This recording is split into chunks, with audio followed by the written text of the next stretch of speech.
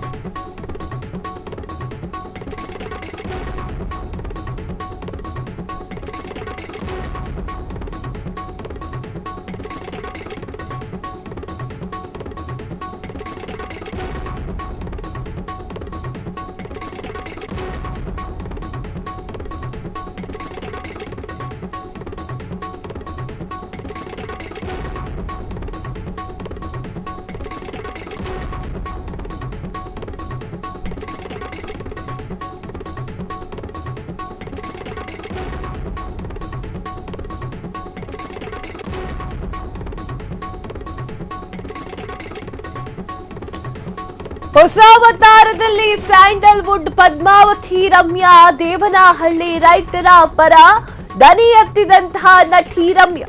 ಭೂಸ್ವಾಧೀನ ವಿರೋಧಿ ಹೋರಾಟಕ್ಕೆ ನಟಿ ರಮ್ಯಾ ಸಾಥ್. ಕರ್ನಾಟಕ ಸರ್ಕಾರ ಮುಖ್ಯಮಂತ್ರಿ ಸಿದ್ದರಾಮಯ್ಯ ಅವರು ದೇವನಹಳ್ಳಿ ರೈತರ ಬಗ್ಗೆ ಸಿಎಂ ಸ್ವಲ್ಪ ಕರುಣೆಯನ್ನ ತೋರಿಸ್ತಾರೆ. ರೈತರಿಗೆ ಸರ್ಕಾರ ಒಳ್ಳೆಯದು ಮಾಡುತ್ತಿದೆ ಅಂತ ಭಾವಿಸ್ತೇನೆ.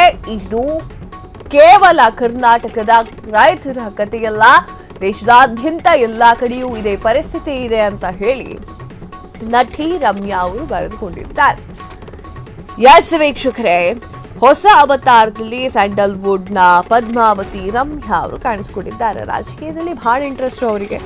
ಸೊ ಆ ಒಂದು ನಿಟ್ಟಿನಲ್ಲಿ ರಾಜಕೀಯದ ಬಗ್ಗೆ ಮಾತನಾಡುವುದು ಅಥವಾ ಯಾವುದೇ ತಪ್ಪನ್ನ ಎತ್ತಿ ಹೇಳೋದು ಮಾಡ್ತಾ ಇರ್ತಾರೆ. ಆದರೆ ನಟಿ ರಮ್ಯಾ ಅವರು ಇಂಗ್ಲೀಷಲ್ಲಿ ಬರೆದು ಹಾಕ್ಕೊಂಡಿರುವಂಥದ್ದು ಕನ್ನಡದಲ್ಲಿ ಹಾಕ್ಕೊಂಡಿದ್ರೆ ನಮ್ಮ ರೈತರಿಗೂ ಕೂಡ ಅರ್ಥ ಆಗ್ತಿತ್ತೇನೋ.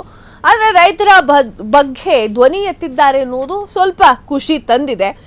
ಭೂಸ್ವಾಧೀನ ವಿರೋಧಿ ಹೋರಾಟಕ್ಕೆ ನಟಿ ರಮ್ಯಾ ಅವರು ಸಾಥನ್ನ ಕೊಟ್ಟಿದ್ದು ದೇವನಹಳ್ಳಿ ರೈತರ ಪರವಾಗಿ ಧ್ವನಿಯನ್ನ ಎತ್ತಿದ್ದಾರೆ.